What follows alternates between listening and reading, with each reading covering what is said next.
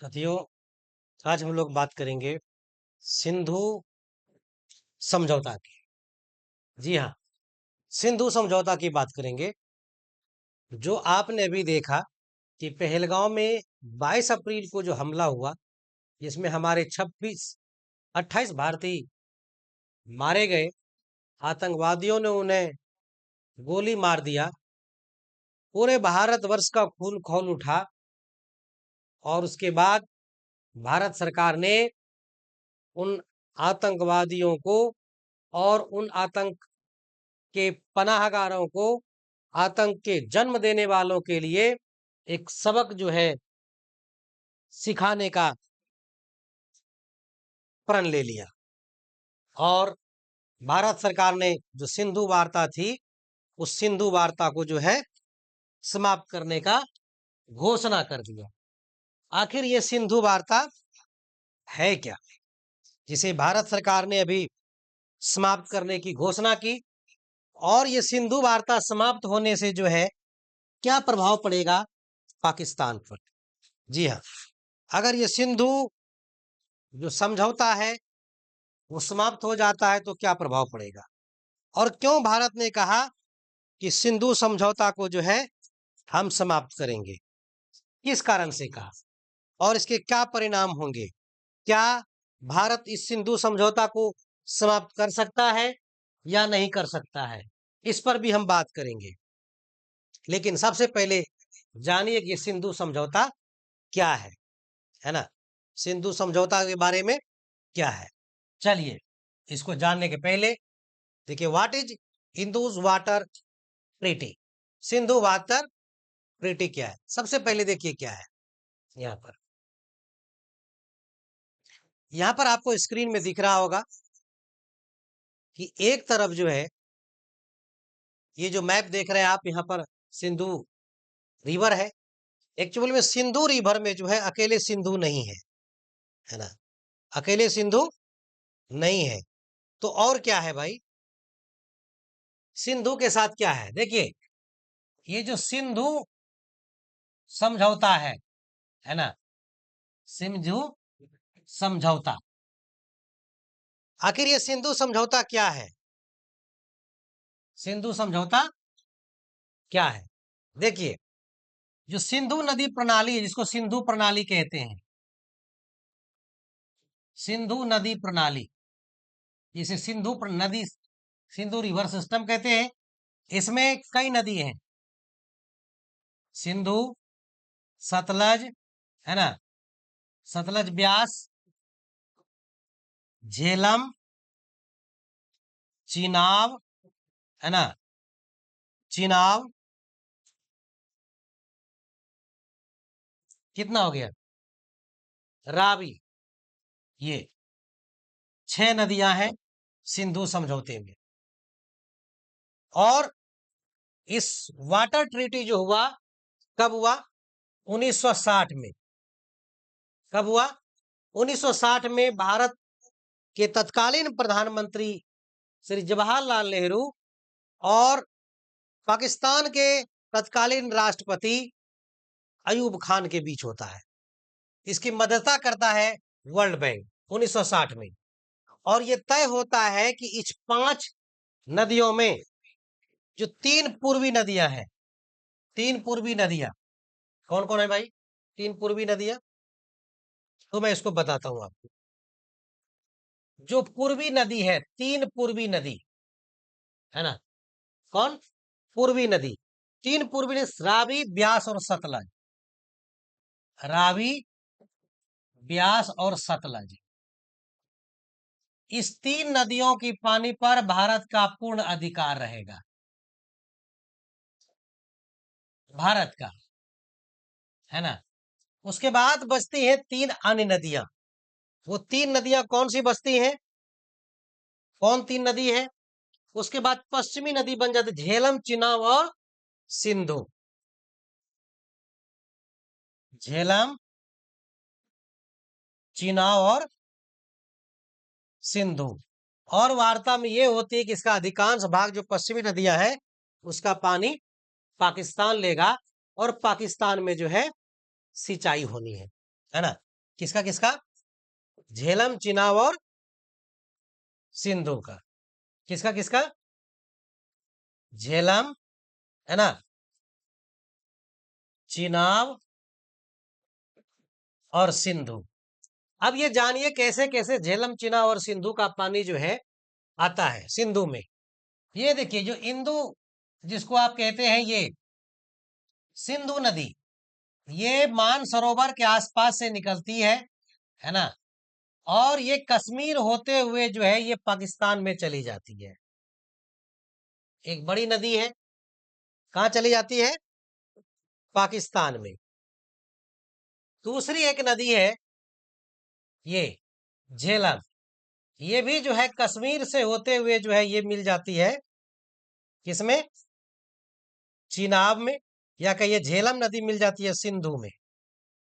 फिर एक है चिनाब नदी, है ना, और चिनाब भी जो है मिल जाते हैं जाके सिंधु में। रावी नदी मिल जाती है ये झेलम में, और ये ब्यास नदी जो है ये सतलज में मिल जाती है, और ये सतलज नदी जो है ये मिल जाती है फिर सिंधु में। इस तरह से यहाँ 5 नदियां हैं। सतलज 6 नदियां, ब्यास, रावी, चिनाब, झेलम और सिंधु। तो ये जो सतलज है, सतलज, रावी और एक ब्यास, ये 3 नदी। कौन कौन? सतलज, ये रावी, सतलज और ब्यास। इसके पानी पर भारत का पूरा अधिकार है, इसका पूरा प्रयोग भारत करता है। लेकिन ये जो झेलम है और चिनाब है और सिंधु है, इस 3 नदियों का पानी का पूर्ण उपयोग जो है पाकिस्तान करता है। भारत सिर्फ और सिर्फ कहीं सिंचाई के लिए अगर उपलब्ध है तो उस सिंचाई के लिए उसका प्रयोग करता है, अदरवाइज इसका प्रयोग नहीं। तो ज्यादातर पानी, मतलब लगभग लगभग 90% पानी का इस्तेमाल जो है इन 3 नदियों का, झेलम, चिनाब और सिंधु का, पाकिस्तान करता है। ठीक है।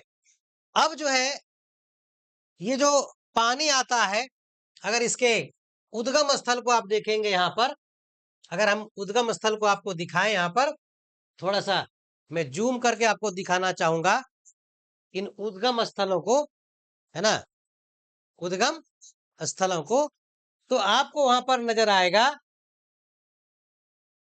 हाँ, देखिए, अब यहां पर हम आपको दिखाएंगे थोड़ा डार्क करके। अगर आप देखिए ये सिंधु नदी है ना, ये कौन नदी है? सिंधु है। ये आप देखिए इसको, ये देखिए, ये सिंधु नदी जो है यहां पहुंच गई, और ये लद्दाख में जो है मानसरोवर के पास से निकलती है। ऐसे ये कश्मीर होते हुए, यानी भारत होते हुए ही जो है पाकिस्तान को जाती है।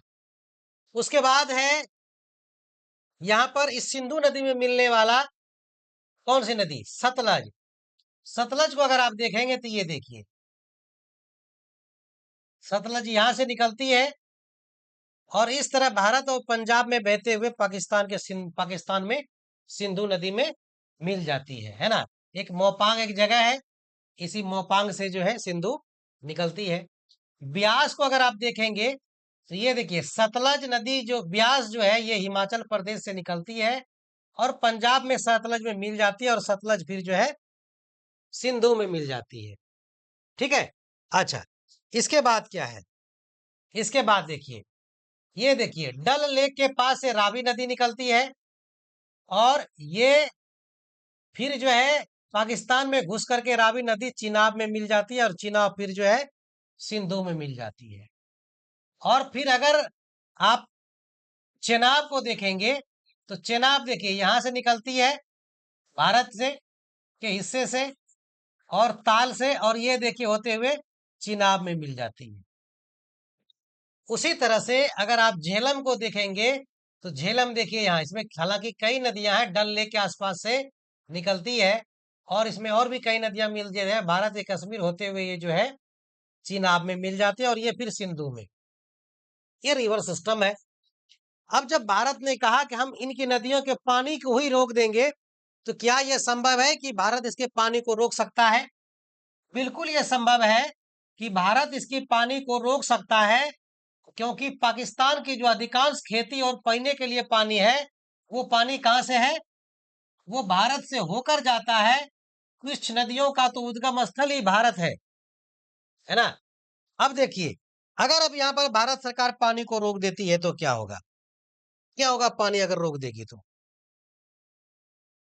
जैसे सतलज है, सतलज ये पंजाब है ना, यहाँ पर इसको बांध बना देगा, और बांध बनाकर ये पानी पंजाब का ये हिस्सा जो है इसको यहां से कट करके पानी को रोक करके यहाँ पर हरियाणा और दिल्ली की ओर पहुंचा देगा, है ना?